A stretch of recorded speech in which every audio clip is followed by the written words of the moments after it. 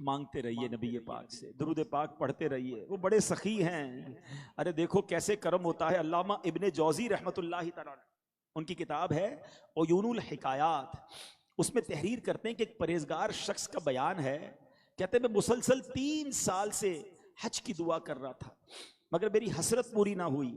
چوتھے سال حج کا موسم بہار آیا، دل آرزوئے حرم میں بے قرار تھا۔ ہو سکتا ہے یہاں بھی کچھ لوگ بیٹھے ہوں گے، بلکہ کون ہوگا جس کا دل نہیں چاہتا مکے مدینے جانے؟ کون ہے جو تڑپ نہیں رہا؟ کسی کے پاس پیسے نہیں، کسی کے پاس اسباب نہیں، کسی کی کیا رکاوٹ، کسی کا کیا مسئلہ۔ سنو، گھبرایا نہ کرو اور مایوس بھی نہ ہوا کرو۔ وہ کہتے میں 3 سال تک آرزوئے حرم لیے بے قرار تھا۔ ایک رات خواب میں جب سویا تو میرے آقا خواب میں تشریف لے آئے، میری قسمت جاگ اٹھی۔ نبی پاک نے فرمایا تم اس سال حج کے لیے چلے آنا۔ کہتے صبح اٹھا تو دل خوشی سے جھوم اٹھا کہ آقا نے بلایا ہے، مگر جب اٹھنے کے بعد سوچا کہ میرے پاس تو پیسے ہی نہیں ہیں، میں کیسے حج پر جاؤں گا، میں غریب مسکین۔ کہتے دوسری شب پھر درود پڑھتے پڑھتے پھر یاد مدینہ میں تڑپتے تڑپتے سو گیا۔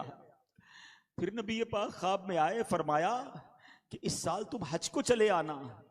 پھر صبح ہوئی، وہ سوچا آقا نے بلایا ہے مگر رقم تو نہیں ہے، جاؤں گا کیسے؟ 3 راتوں تک ایسا ہوتا رہا، ہمت نہیں ہوتی تھی آقا سے عرض کروں کہ حضور آپ تو فرماتے حج پر آؤں مگر اسباب نہیں۔